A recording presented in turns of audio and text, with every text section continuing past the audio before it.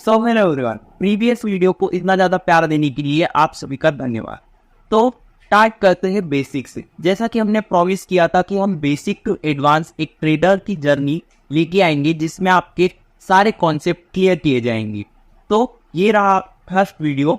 चलो बढ़ते हैं आगे और समझते हैं कि क्या होना चाहिए एक ट्रेडर की फर्स्ट इम्प्रूवमेंट जो आपको एक सक्सेसफुल ट्रेडर बनाने के लिए ज़रूरी है।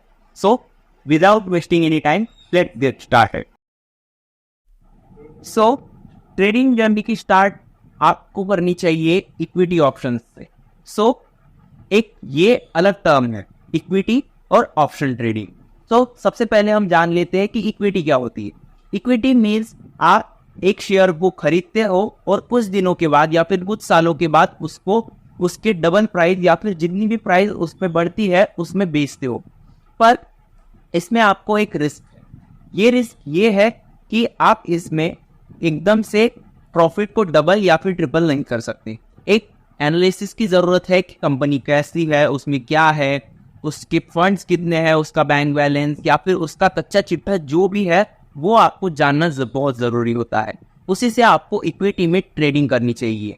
ये ट्रेडिंग आप छोटे कम बजट में भी कर सकते हो, बट अगर आपको ऑप्शन ट्रेडिंग करना है तो आपको मिनिमम कैपिटल 20 से 30,000 तो भी चाहिए। विदाउट वेस्टिंग एनी टाइम चलो डिटेल में जानते हैं कि इक्विटी क्या होता है और ऑप्शंस क्या होता है। तो ट्रेडिंग में दो टाइप्स होते हैं, पहली हो गई इक्विटी और दूसरा हो गया ऑप्शंस।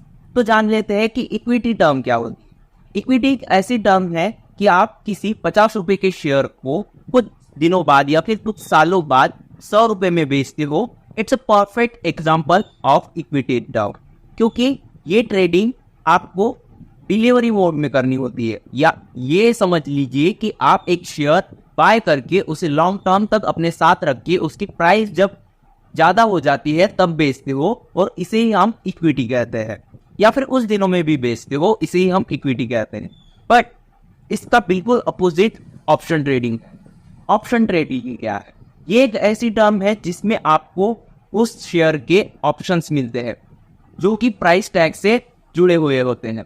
उस प्राइस पे पहुंचने तक अगर वो प्राइस वहां पे टच करती है तो आपका टारगेट हिट होता है और आपको उस ऑप्शंस पे जितनी कीमत बढ़ी उतने पैसे मिलते हैं। तो ऑप्शंस काम करता है लॉट्स में, हर एक चीज में अलग अलग ऑप्शंस होते हैं। तो ऑप्शंस क्या होते हैं? ऑप्शंस में आप एक इंडेक्स को ट्रेड कर सकते हो और शेयर्स में जो ऑप्शंस होते हैं उनको भी। इंडेक्स ऑप्शंस क्या होते हैं? इंडेक्स ऑप्शंस यानी निफ्टी, बैंक निफ्टी, फिन निफ्टी, इन जैसे कुछ इंडेक्स ऑप्शन, इसको हम इंडाइसेस बोलते हैं। और ऑप्शन में शेयर्स वाले ऑप्शंस क्या होते हैं? ये जैसे एग्जांपल पीएनबी बैंक की ऑप्शन चेन, एसबीआई बैंक की ऑप्शन चेन, या फिर हम बोलते हैं एचडीएफसी बैंक की ऑप्शन चेन। आप जिस भी बड़े बड़े शेयर्स को उठा के लेते हो उनकी ऑप्शन चेन होती है और उन्हीं को हम जब ट्रेड करते हैं उनकी ऑप्शन चेन में, उसी को हम शेयर्स की ऑप्शन चेन बोलते हैं।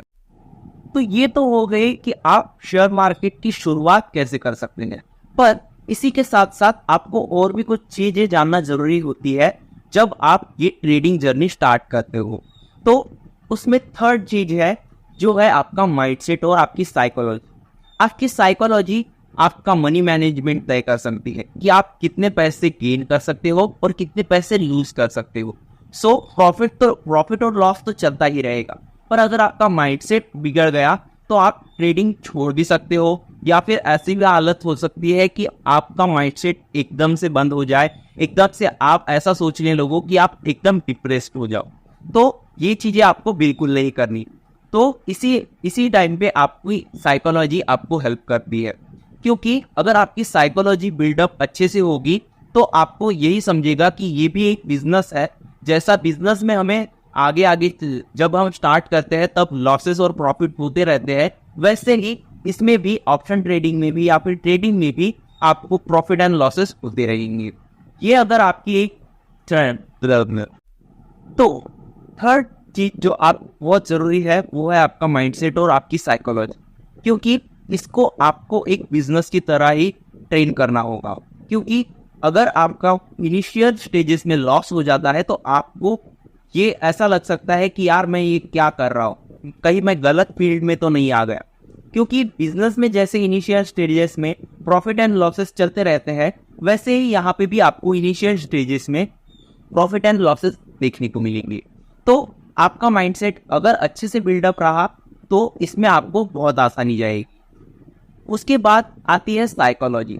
आपने किस साइकोलॉजी पे ट्रेड करना चाहिए, कब ट्रेड्स को एग्जीक्यूट करना चाहिए, कब ऑर्डर्स प्लेस करना चाहिए, कहाँ एसएल लगाना चाहिए, ये आगे हम बताएंगे और आप भी धीरे धीरे करके सीखेंगे। तो साइकोलॉजी को थोड़ी देर के लिए म्यूट रखते हैं। अभी बढ़ते हैं नेक्स्ट स्टेज पे, जो है आपका मनी मैनेजमेंट। तो मनी मैनेजमेंट क्या होता है, समझ लीजिए आपने अगर यहाँ पे 20,000 कैपिटल लाया, इनिशियल स्टेज में बता रहा हूँ, तो आप छोटा भी कैपिटल ला सकते हो उससे, बट मैं प्रेफर करूंगा कि 20,000 से आप स्टार्ट करो। 20,000 भी आपको पूरा का पूरा यूज नहीं करना है। सबसे पहले आपको इक्विटी में ट्रेड करना है, जिससे आपका माइंडसेट बिल्डअप होगा, आपको समझ आएगा कि इसमें क्या होता है, क्या करना होता है, क्या नहीं करना होता है। हालांकि ऑप्शन बहुत अलग होता है, बट इक्विटी से आपको शेयर मार्केट की कम से कम थोड़ी नॉलेज तो भी आ जाएगी। सो चलो बढ़ते हैं नेक्स्ट वाले फील्ड पे और जानते हैं कि क्या जरूरी है इसमें कि मनी मैनेजमेंट सेगमेंट इतना जरूरी है। तो सबसे पहले मनी मैनेजमेंट में आता है आपका कैपिटल और आपका स्टॉप लॉस। कैपिटल क्या होता है, कैपिटल ये एक ऐसा अमाउंट होता है जो आप पर्सनली ट्रेड करने के लिए अपने डीमैट अकाउंट में डालते हैं, उसको ही हम कैपिटल बोलते हैं। तो अगर आपने 20,000 कैपिटल है, 20,000 थोड़ा ज्यादा हो गया, मान लीजिए आपने 10,000 कैपिटल लाया, तो 10,000 कैपिटल से आप प्रैक्टिस कीजिए कि ज्यादा से ज्यादा ट्रेड आप इक्विटी में करें और ऐसे स्टॉक पिक करें जो अपने रेंज में घूमते रहते हैं, या फिर कहे प्राइस रेंज उनकी कम ज्यादा होती रहती है। इससे आपको ऐसा टेक्निकल एनालिसिस में ज्यादा हेल्प होगी।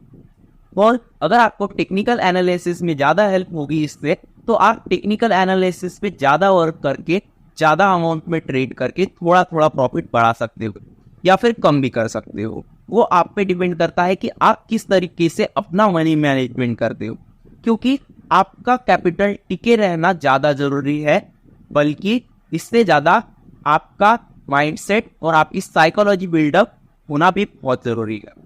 तो समझते हैं कि मनी मैनेजमेंट में फर्स्ट स्टेजेस में हमको क्या करना चाहिए। मान लीजिए आपका कैपिटल है 10,000, तो आपने सिर्फ उसका 1% यानी 100 रुपीज का स्टॉप लॉस लेके हर एक ट्रेड करना चाहिए, चाहे वो आप इक्विटी से स्टार्ट कर रहे हो या फिर ऑप्शन से स्टार्ट कर रहे हो। बट अगर आप हमारी बात मानो तो हम प्रेफर करेंगे कि आप सबसे पहले इक्विटी से स्टार्ट करो। वो आप पे है कि आप अपना मनी मैनेजमेंट कैसे करते हो और कहाँ ट्रेड करना चाहते हो। सो ये तो हो गई बेसिक बातें। बस आपको ध्यान रखना है कि टेक्निकल एनालिसिस पे ज़्यादा से ज़्यादा वर्क करना है, चार्ट्स रीडिंग, क्योंकि जब तक आप टेक्निकल एनालिसिस और फंडामेंटल एनालिसिस अच्छे से नहीं करोगे, आपको स्टॉक्स की ज़्यादा जानकारी पता नहीं चलेगी। और अगर इसमें आप अच्छे से वर्क करते हो तो मान लीजिए आप सक्सेसफुल ट्रेडर बनने के बहुत अच्छे कगार पे हो। सो ये वीडियो ज़्यादा लंबा नहीं होना चाहिए, इसलिए हम इस वीडियो को यही एंड करते हैं। तो वीडियो पसंद आई है तो लाइक मार दो। अगर आपने इस वीडियो को अच्छा रिस्पॉन्स दिया तो हम आगे भी ऐसे वीडियोस लाते रहेंगे। और अगर किसी ज़रूरतमंद को ये वीडियो आपको लगता है कि उसे ज़रूरी है ट्रेडिंग की, तो उसको शेयर भी कर सकते हो। साथ ही में अगर आपने नीचे दिए हुए लिंक से अगर कोई ऐप चालू करते हो या फिर हमारे link through demat account open करते हो, तो आपको मिलता है हमारे IBZ कोर्स का 30% ऑफ। और अगर साथ ही में आप हमारे धन से अकाउंट ओपन करके हमको स्क्रीनशॉट इस नंबर पे भेजते हो, तो आपको मिल सकता है 50% ऑफ ऑन IBZ कोर्स।